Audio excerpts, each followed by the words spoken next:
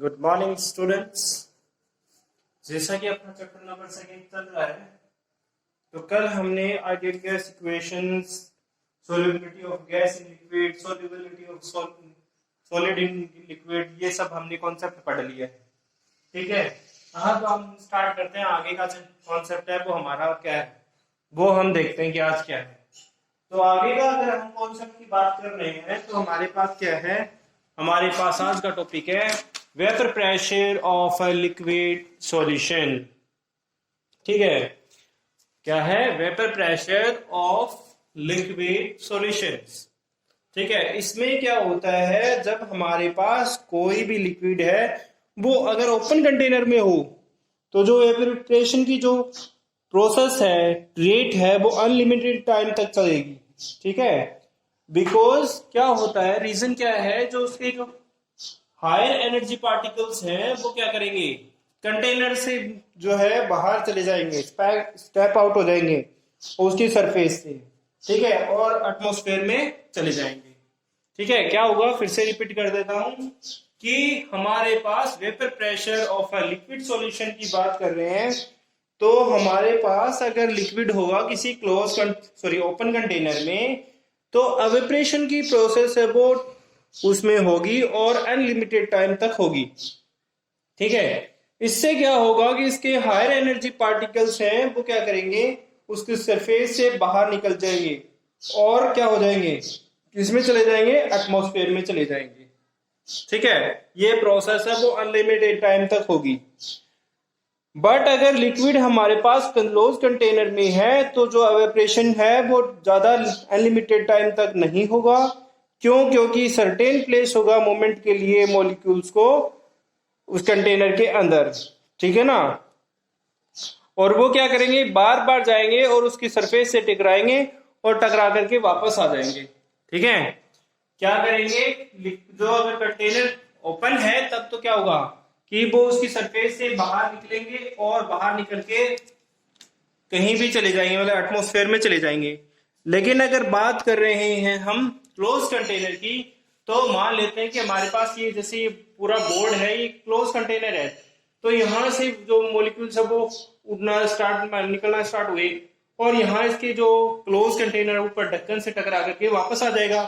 ठीक है, सरफेस से कहीं जाके चिपक जाएगा, वापस लिक्विड में आ जाएगा, मिक्स हो जाएगा। तो ये जो प्रोसेस होगी एवेपोरेशन की वो अनलिमिटेड टाइम तक नहीं होगी, उसका कुछ टाइम होगा जिसके बाद में वो प्रोसेस है वो वहीं तक कंटिन्यू रहेगी। ठीक है, तो अब हमारे पास आता है इसमें, अब हम देख लेते हैं। देखो, हमने पॉइंट लिखे हैं वो सारे समझ लेते हैं कि क्या क्या लिखा हमने। सबसे पहले मैंने लिखा है, if the container is open state then the molecules of a liquid is kept out from the container। जैसा कि मैंने अभी अभी आप लोगों को बताया है कि अगर ओपन कंटेनर होगा तो उसमें क्या होगा, ओपन कंटेनर में क्या होगा, उसके जो मॉलिक्यूल्स हैं वो उसकी सरफेस से बाहर निकल जाएंगे और एटमॉस्फेयर में मिक्स हो जाएंगे। ठीक है, लेकिन अगर बात कर रहे हैं हम सेकंड कंडीशन की, if the container is close state then the less space of the moment of the molecules या molecules for moment। अगर हम बात करेंगे क्लोज कंटेनर की तो उसमें क्या होगा कि जो भी मॉलिक्यूल्स होंगे उसके पास स्पेस कम रहेगा और वो क्या करेंगे, वहां इक्विलिब्रियम स्टेब्लिश करने की कोशिश करेंगे। ठीक है, अब आगे चलते हैं। देखिए, आप ये बात भी कंप्लीट कर देंगे। The process by which the molecules of vapors are mixed at the surface of liquid। क्या होगा, वेपर फेज पे कोई भी जो हमारे पास है वो क्या हो जाएगा, लिक्विड में मिक्स हो जाएगा। This process is known as the condensation. इस प्रोसेस को हम क्या कहेंगे, कंडेंसेशन। कोई भी मॉलिक्यूल्स है वो वेपर स्टेट में है और वो क्या होगा कि हमारे पास किस में आ जाएगा, लिक्विड के सरफेस में मिक्स हो जाएगा। तब हम उसे क्या कहेंगे, कंडेंसेशन कहेंगे।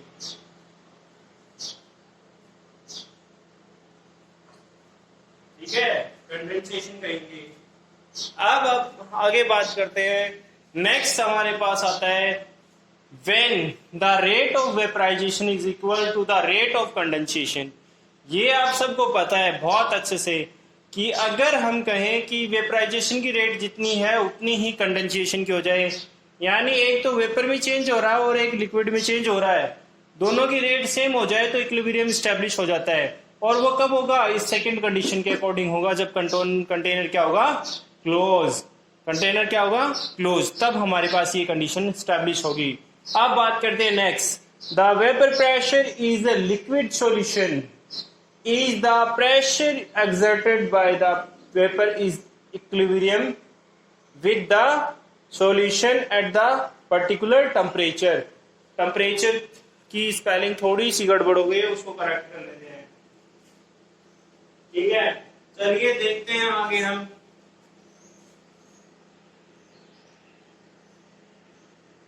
इस लास्ट पॉइंट के अकॉर्डिंग हमारे पास क्या होगा कि बोल रहा है कि कोई भी वेपर प्रेशर है वो लिक्विड सॉल्यूशन पे तभी प्रेशर एक्सर्ट करेगा कि जब वेपर प्रेशर है वो क्या, या वेपर है वो इक्विलिब्रियम एस्टेब्लिश कर लेगी। किसके बाद? किस पे? वेपर के साथ विद अ पर्टिकुलर टेम्परेचर। फिर से रिपीट करता हूं, vapour pressure of a liquid solution is the pressure exerted by the vapour.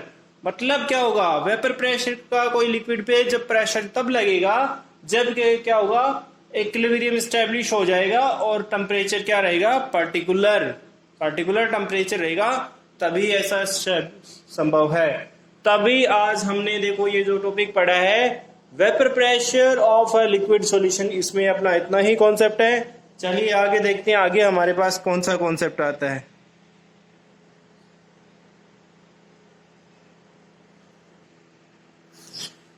तो चलिए स्टार्ट करते हैं। आगे का टॉपिक है हमारा, टॉपिक क्या है? टॉपिक है हमारे पास vapour pressure in of liquid solution. Vapour pressure है हमारे पास लिक्विड सॉल्यूशन के अंदर। देखिए ये रहा हमारे पास vapour pressure in liquid solution. ठीक है, अब ये क्या कह रहा है? If some non volatile solute, ठीक है, is added to the solvent, then the vapor pressure of a solution become lesser than the relative lowering vapor pressure। ठीक है, क्या कह सकते हैं अपन कि यहां हमारे पास ये कंडीशन आती है कि हमारे पास जो है अगर सोल्यूट ऐसा हो नॉन वोलेटाइल हो, ठीक है, और अगर हम उसको सॉल्वेंट में ऐड करते हैं तो उसका वेपर प्रेशर है वो सॉल्यूशन का थोड़ा कम हो जाता है as compare to relative lowering vapour pressure के मुकाबले। ऐसा होता क्यों है ये हम इसमें पढ़ेंगे। पहले इसने कंडीशन दे दी है, if vapour pressure of the pure solvent is p not, ठीक है, and then vapour pressure of the solution is p. ठीक है, अगर हम कह सकते हैं कि हमारे पास प्योर सॉल्वेंट का वेपर प्रेशर है वो क्या है? पी नॉट, और सॉल्यूशन का क्या है? पी। देन हम क्या कह सकते हैं? ये कह सकते हैं vapour pressure in lowering in vapour pressure is equal to, हम क्या लिख सकते हैं? P not minus p. तो इससे किसका आ जाएगा? सोल्यूट का आ जाएगा, है ना, वेपर प्रेशर आ जाएगा सोल्यूट का। तो हम यहाँ से हमारे पास दो कंटेनर है और हम उसमें से समझने की कोशिश करते हैं कि है क्या सिस्टम। देखिए अगर इसने कहा है कि अगर इस चीज को एक्सप्लेन करना चाहते हैं तो हमें वेपराइजेशन के फॉर्मूले को अपनाना पड़ेगा। वेपराइजेशन में क्या होता है आप लोगों को सबको पता है कि जो मॉलिक्यूल्स होते हैं सॉल्वेंट के वो कन्वर्ट हो जाते हैं वेपर में और सरफेस ऑफ द लिक्विड। ठीक है, और सम जो स्पेस एरिया है सॉल्वेंट का वो कवर्ड हो जाता है नॉन वोलेटाइल सॉल्यूट के द्वारा। ठीक है, हेंस तो number of molecules of solvent are going to vapours of decreases. मतलब क्या होगा? यहां हमने नॉन वोलेटाइल सॉल्यूट इसमें ऐड किया है तो ये क्या करेगा? नॉन वोलेटाइल सॉल्यूट है वो इसका एरिया कवर कर लेगा। जब हमारे पास प्योर सॉल्वेंट है तब तो हमारे पास क्या होगा? वेपराइजेशन ज्यादा होगा। लेकिन अगर हमने इसमें क्या कर दिया? ऐड कर दिया सोल्यूट, नॉन वोलेटाइल सोल्यूट, तो इसका सरफेस एरिया कौन कवर कर लेगा? कौन कवर कर लेगा? वो नॉन वोलेटाइल सोल्यूट कवर कर लेगा, जिससे क्या होगा? वेपराइजेशन क्या हो जाएगा? लो हो जाएगा, डिक्रीज हो जाएगा। ठीक है, ऐसा इसमें होगा बाद में। और यही रीजन है कि रेट ऑफ वेपराइजेशन क्या हो जाएगा? डिक्रीज हो जाएगा। इसी की वजह से जो surface area non volatile solute cover करेगा, उसकी वजह से हमारे पास इसका जो है वेपराइजेशन रेट है वो डिक्रीज हो जाएगा। ठीक है, ओके। आगे बोलता है कि अगर रिलेशन स्टैब्लिश करें लोअरिंग ऑफ वेपर प्रेशर और concentration of a solution given by the Raoul's. अगर हम कॉन्सेंट्रेशन ऑफ द सॉल्यूशन और अगर लोअरिंग वेपर प्रेशर के बीच में अगर हम रिलेशन फाइंड करना चाहते हैं, रिलेशन स्टैब्लिश करना चाहते हैं, तो हमें राउल्स के लॉ को फॉलो करना पड़ेगा। तो अभी मैंने आप लोगों को जो चीज बताई है, मैं एक बार उसको अच्छे से रिपीट कर देता हूं ताकि आप लोगों को अच्छे से समझ में आ जाए कि है क्या कॉन्सेप्ट। तो मैंने ये बताया है कि vapour pressure in liquid and liquid solution, इसमें क्या होता है कि इसमें ये साफ कर दिया है कि भाई हमारे पास जो नॉन वोलेटाइल सोल्यूट होगा और हम वो किस में ऐड करेंगे? सोल्यूट सॉल्वेंट में ऐड करेंगे, तब क्या होगा? Vapour pressure of the solution become lesser. क्यों हो जाएगा लेस? और रिलेटिव लोअरिंग वेपर से कम हो जाएगा। क्यों हो जाएगा? कारण क्या पूछ रहा है? तो पहले इसने साफ साफ दो चीजें हमें बता दी हैं कि जो प्योर सॉल्वेंट है उसका जो वेपर प्रेशर है वो तो हमारे पास P नोट है, और लोअरिंग जो vapour pressure of the solution है वो हमारे पास P है। तो यहां से लोअरिंग इन वेपर प्रेशर आते हैं P नोट माइनस P। और इस बात, अब जो कंटेनर आपके सामने दिखाई दे रहे हैं, दो कंटेनर, एक ये कंटेनर रहा, एक ये कंटेनर रहा, इसमें मैंने दिखा रखा कि इनिशियल स्टेट ये थी दोनों की। लेकिन अगर बात कर रहा हूं अकेले प्योर सॉल्वेंट की, तब तो क्या हो रहा था? वेपराइजेशन हाई हो रहा था, है ना? हाई वेपर्स वहां दिखाई दे रही है आपको, यहाँ लो वेपर्स दिखाई दे रही है। यहाँ लो वेपर्स क्यों दिखाई दे रहे हैं? क्योंकि इसमें नॉन वोलेटाइल सोल्यूट ऐड कर दिया मान लो मैंने इसमें। तो क्या होगा कि वो सरफेस एरिया ज्यादा से ज्यादा मोलिक्यूल्स है वो नॉन वोलेटाइल सोल्यूट के कवर कर लेंगे, और प्योर सॉल्वेंट के सोल्यूट है वो बाहर जा नहीं पाएंगे, इसलिए वेपराइजेशन कम होगा। ठीक है, सिंपल सा रीजन है। ओके, तो ये कॉन्सेप्ट यहीं खत्म होता है। आगे स्टार्ट करते हैं, हमारे पास आगे क्या आता है देखते हैं। तो चलिए आगे स्टार्ट करते हैं अपन। आगे हमारा कॉन्सेप्ट आता है राउल्स लॉ। राउल्स लॉ के अकॉर्डिंग हम सबसे पहला जो टॉपिक स्टार्ट कर रहे हैं वो हमारे पास ये कह रहा है कि Raoul's law for the solution of volatile solute. अभी पीछे हमने थोड़ी देर पहले ही पढ़ा था नॉन वोलेटाइल सोल्यूट, लेकिन ये राउल्स लॉ वो वोलेटाइल और नॉन वोलेटाइल दोनों के लिए सेम काम करेगा। ठीक है, तो आपको ये ध्यान रखना है यहाँ कि हम पढ़ रहे हैं पहले वोलेटाइल सोल्यूट के लिए। तो जैसा कि इसने बताया वैसा वैसा सुन लेते हैं कि क्या कहा इसने। सबसे पहले इसने बताया है कि vapour pressure of this type solution is made up of both component. मतलब ऐसा जो सॉल्यूशन होगा वेपर प्रेशर जिसमें सॉल्यूशन शो करेंगे, तो उसमें बोथ टाइप के कंपोनेंट्स होंगे। कैसे कैसे? एक तो सोल्यूट और सॉल्वेंट दोनों होंगे। ठीक है, आगे क्या कहता है? आगे कहता है दोनों तरह के होंगे। फिर कहता है according to the Raoult's law. ठीक है, according to the Raoult's law for such a solution. ठीक है, इसके लिए मतलब राउल्स लॉ के लिए, इस सॉल्यूशन के लिए, इस वोलेटाइल सोल्यूट के लिए जो सॉल्यूशन बनेगा उसके लिए बात कर रहा है। बोल रहा था partial pressure of each component of the solution at a particular temperature directly proportional to its mole fraction। फिर से रिपीट कर देता हूं, ध्यान से सुनने की बात है कि कोई भी पार्शियल प्रेशर होगा कंपोनेंट का वो डायरेक्टली प्रोपोर्शनल होगा उसके किसके? मोल फ्रैक्शन के। ठीक है, मोल फ्रैक्शन के। तो देखो यहां से अब मैं आपको क्लियर कर देता हूं, हर छोटी से छोटी चीज करने की कोशिश करता हूं। बोला है let there are two volatile components, दोनों वोलेटाइल कंपोनेंट्स हैं ए एंड बी। ठीक है, in the solution their partial pressure is, मतलब पार्शियल प्रेशर उनके क्या है? ये है पी ए और पी बी।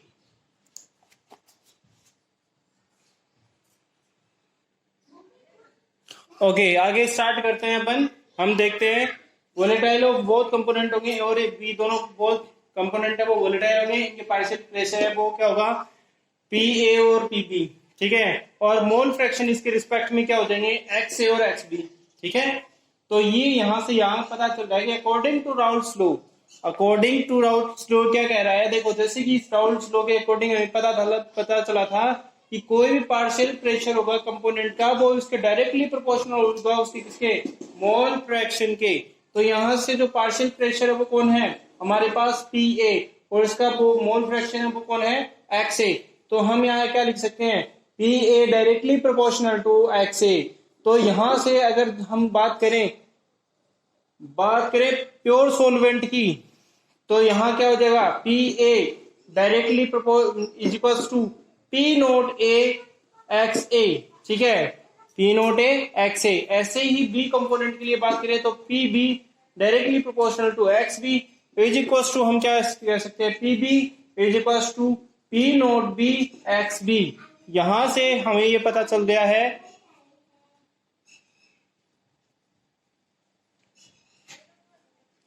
तो यहां से हमें दोनों चीजें पता चल गई हैं। अब हम आगे देखते हैं, आगे इसने बोल दिया है कि पी नोट ए और X naught B are the P note A और P note B are the vapour pressure of a pure components of X and X A और एक्स बी। जैसा कि मैंने बोला था कि देखो पार्शियल प्रेशर कौन कौन है, पी ए और पी बी, और इसका जो प्योर सॉल्यूशन का या प्योर कंपोनेंट का है वो है कौन, p note a p note b. ठीक है, तो यहां से ये दोनों कंडीशन सेटिस्फाई हो जाती हैं। आगे बोलता है vapour pressure of A solution, vapour pressure of A solution. तो यहां अगर हम सॉल्यूशन की बात कर रहे हैं तो सॉल्यूशन में कौन कौन आएगा, एक तो हमारे पास सॉल्यूशन में कौन कौन आएगा, एक तो आएगा सोलवेंट और एक आएगा सोल्यूट। तो यहां से ये तो एक सोलवेंट हो गया, मान ये सोलवेंट हो गया और ये एक हो गया सोल्यूट, दोनों को मिलकर के हमारे पास क्या बनता है, सॉल्यूशन बनता है। तो हम यहाँ क्या कह सकते हैं, P is equal to P naught P A plus P B, और ये दोनों इक्वेशन यहां से उठाएंगे अपन, यहाँ वाली देखो, यहां से ये वाली उठाएंगे और यहां से ये उठाएंगे। पी ए के लिए इक्वेशन क्या है, P note A X A, और पी बी के लिए क्या है, P note B X B. तो यहां हम दोनों इक्वेशन उठाएंगे और इसमें पुट करेंगे।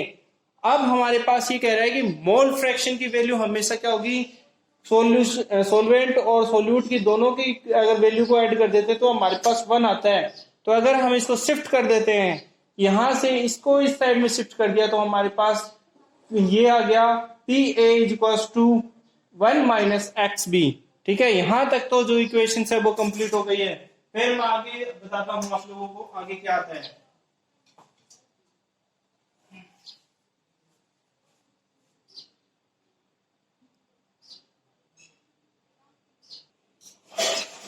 तो चलिए आगे स्टार्ट करते हैं। आगे आते हैं हमारे पास कॉन्सेप्ट पे। जैसे अभी अभी मैंने बताया था, मोल फ्रैक्शन में दोनों की सोल्यूट और सॉल्वेंट की वैल्यू कितनी होती है, 1। अब उस 1 से वैल्यू से हम क्या कर दिए हैं, इस b को शिफ्ट कर दिए इधर। तो ये b इधर शिफ्ट हुआ तो x यहाँ क्या हो गया, x is equal to 1 minus X B.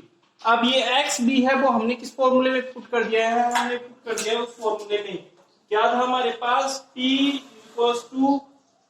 Equals to P note A X A plus P note B X B, उसमें हमने इसको पुट कर दिया है।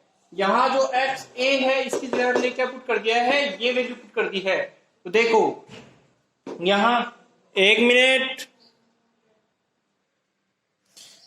तो यहां से पता आपको, मतलब मैंने इसकी वैल्यू एक्स ए की वैल्यू हमने इसमें पुट कर दी है। तो यहां से हमारे पास ये वैल्यू देखो, अब क्या करेंगे, हम इसको मल्टीप्लाई करेंगे अंदर की तरफ। तो हमारे पास क्या वैल्यू आ जाएगी, एक तो आ जाएगी हमारे पास पी नोट एक तो है ही, और एक पी नोट और आ जाएगा, उसमें से माइनस एक्स भी आ जाएगा।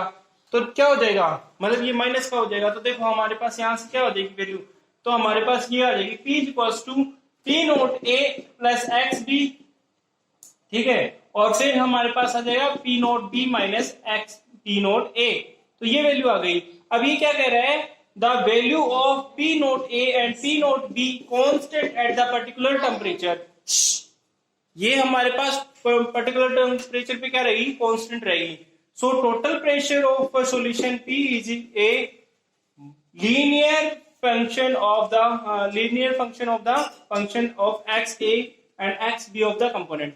मतलब बोल रहा है कि अगर हम इन दोनों के मतलब ये जो हमारे पास प्योर वेपर प्रेशर था इनका, उससे मतलब कंपोनेंट का प्योर वेपर प्रेशर है, उससे हमारे पास लीनियर इक्वेशंस मिल रही है। देखो यहां से हम क्या कह रहे हैं, P इक्वल्स टू यानी सॉल्यूशन क्या है P, और ये A कंपोनेंट है और ये B कंपोनेंट है, तो इससे एक लीनियर इक्वेशन ये मिल गई। और हमारे पास अगर बात करें हम हमारे पास सोल्यूट की, तो सोल्यूट वाली ये रही P B equals to P naught B X B. ठीक है, ये एक लीनियर इक्वेशन है। और इधर से ये P naught A P A equals to P naught A X A। तो यहां से हमारे पास ये वैल्यू आ गई। देखो अगर हम बात करेंगे इसके लिए एक्स ए के लिए, तो ये हमारे पास एक्स ए इक्वल्स टू 1 और एक्स बी इक्वल्स टू 0। और इधर उल्टा करेंगे तो इधर आ जाएगा हमारे पास क्या, एक्स ए इक्वल्स टू 0 और एक्स बी इक्वल्स टू 1। तो हमारे पास ये कंडीशन आई है, ये इसका ग्राफ बना है। तो हमारे पास क्या हो गया, पहली कंडीशन सेटिस्फाई हो गई, राउल्स लॉ के according volatile solute of the solution, ये मैंने आपको सेटिस्फाई कर दिए है। अब हम आगे देखते हैं, एक लास्ट छोटा सा टॉपिक और है इसका, वो कंप्लीट करते हैं, फिर ये हमारा कॉन्सेप्ट खत्म हो जाएगा। ओके चलिए आगे स्टार्ट करते हैं। अब हमारे पास this is the last concept of this Raoult's law. ठीक है, फिर हम नया टॉपिक देखेंगे आगे क्या आता है। तो हमारा ये टॉपिक है Raoul's law for the solution of a non volatile solute. ठीक है, नॉन वोलेटाइल सॉल्यूट के लिए हमें राउल्स लॉ को अप्लाई करना है, और वो हमें ये देख लेते हैं। According to Raoult's law, vapor pressure of the solution is a non-volatile solute is a similar to the partial pressure of the solvent A।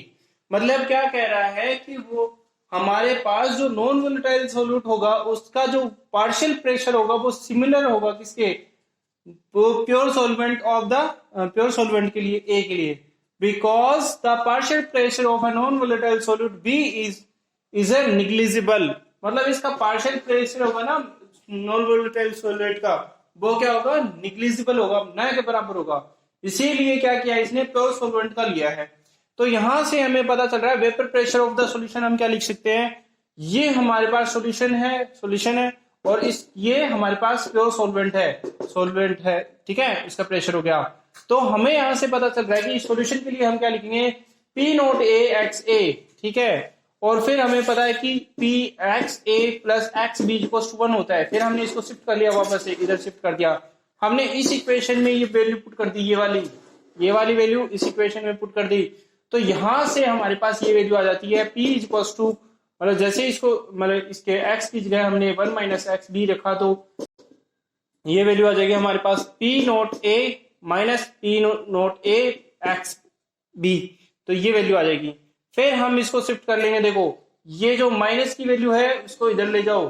ठीक है, इधर लेके गए तो हमारे पास मतलब ये जो माइनस वाली है वो उधर ले गई, तो हमारे पास क्या देगा, ये हो जाएगा कि P naught A X B equals to P naught A minus P। अब इसको क्या किया हमने, क्या किया, यहां हमारे पास जो ये x P नोट A है इसको हम इधर शिफ्ट कर लेंगे, तो हमारे पास आ जाएगा X B equals to P naught A minus P over में एक्स P नोट A आ जाएगा। तो अब यहां से ये बोल रहा है कि the P naught A minus P is called lowering in vapour pressure, और क्या कहेंगे, P naught A minus P over P naught A is called relative lowering in vapour pressure. तो यहां हमारे पास राउल्ट लॉ के according relative lowering vapour pressure किसके equal हो जाएगा, mole fraction of the solute के हो जाएगा। ठीक है, having non volatile solute at a particular temperature. तो ये कॉन्सेप्ट था आज का राउल्ट्स लॉ का, वोलेटाइल और नॉन वोलेटाइल सॉल्यूशन के लिए। तो जो मैंने आप लोगों को बताया है, मेरी तरफ से 2 टॉपिक कंप्लीट हो गए हैं। आप इनको अपनी नोटबुक में लिखेंगे, नोट्स बनाएंगे और मुझे सेंड कर देंगे। Okay, have a nice day everyone and good luck everyone.